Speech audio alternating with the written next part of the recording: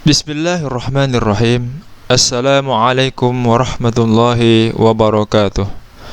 Alhamdulillah, wassalatu wassalamu ala rasulillah, amma ba'du. Pemirsa pecinta Al-Quran yang dirahmati Allah subhanahu wa ta'ala, pada bagian pertama ini kita akan membahas tentang pentingnya menjadi pembelajar Al-Quran. Pentingnya menjadi pembelajar Al-Quran ini didasari dari hadis Rasulullah sallallahu alaihi wasallam yang bersumber dari sahabat Utsman. An Utsman radhiyallahu anhu 'anil Nabi sallallahu alaihi wasallam qala, khairukum man ta'allama al-Qur'ana wa 'allamahu. Rawahul Bukhari. Dari sahabat Utsman radhiyallahu an meriwayatkan bahwa Nabi Muhammad sallallahu alaihi wasallam bersabda, sebaik-baik kalian adalah orang yang belajar Al-Quran dan mengajarkannya. Riwayat Al-Bukhari. Oleh karena itu, jika kita ingin menjadi orang yang terbaik di hadapan Allah subhanahu wa ta'ala, maka di antara caranya adalah dengan menjadi pembelajar Al-Quran atau mengajarkannya pada orang lain, atau menjadi keduanya, menjadi pembelajar Al-Quran dan juga mengajarkannya pada orang lain.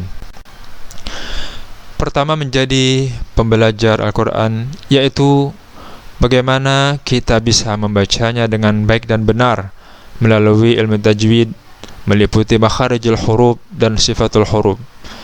Karena huruf hijaiyah dari alif sampai ya itu memiliki dua unsur, ada makharijul huruf, tempat keluarnya huruf, dan sifatul huruf. Kemudian ada hukum nun mati dan tanwin, mulai dari idhar, kemudian iqlab, ikhfa, dan seterusnya. Kemudian juga memahami bacaan mad, mulai dari mad tabi'i, mad wajib muttasil, mad jaiz munfasil, hingga mad lazim. Kemudian juga memahami bacaan gharib, bacaan yang asing, seperti bacaan imalah, bacaan tashil, dan seterusnya. Dan juga kemudian memahami kaidah waqaf dan ibtida. Waqaf dan ibtida ini adalah bagian yang tidak bisa dipisahkan kalau kita ingin membaca Al-Quran dengan baik dan benar. Nah, setelah bisa membacanya dengan baik dan benar, maka berikutnya adalah bagaimana memahami isi dan kandungannya, berusaha memahami makna dan artinya melalui seperangkat ilmu yang berkaitan dan yang mendukung. Karena Al-Quran merupakan hudan, petunjuk bagi manusia. Karena itu penting bagi kita untuk memahami isi dan kandungannya agar hudan, petunjuk Al-Quran itu bisa menjadi petunjuk dalam hidup kita. Kemudian memahami ilmu-ilmu yang berkaitan dengan Al-Quran, meliputi ilmu rasam, tulisan Al-Quran, atau yang sering kita dengar dengan istilah ilmu rasam Utsmani. Kemudian ilmu qiraat, ragam bacaan Al-Quran, kita sering mendengar istilah qiraah sab'ah, ada qiraah asyrah. Itu adalah merupakan ilmu tentang bagaimana ragam bacaan Al-Quran. Kemudian ada ilmu makki dan madani, tempat turunnya ayat. Apakah ayat itu diturunkan di kota Makkah atau di kota Madinah? Apakah sebelum Nabi hijrah ataukah sesudah Nabi hijrah? Kemudian ilmu addul ay, tentang penghitungan ayat. Dalam kaitan ini para ulama berbeda pendapat. Di sana ada madhab madani awal, ada madani akhir, ada makki, ada syami, ada basri, dan ada kufi, yang itu semua mereka berbeda di dalam penetapan dan penghitungan ayat antara satu dengan yang lainnya. Kemudian ilmu sababun nuzul, ilmu tentang sebab-sebab turunnya ayat. Kemudian ada ilmu tafsir dan keilmuan lain yang terkait dengan ulumul Quran. Nah, para ulama mengatakan bahwa setidaknya ada 47 cabang keilmuan yang terkait dengan ulumul Quran.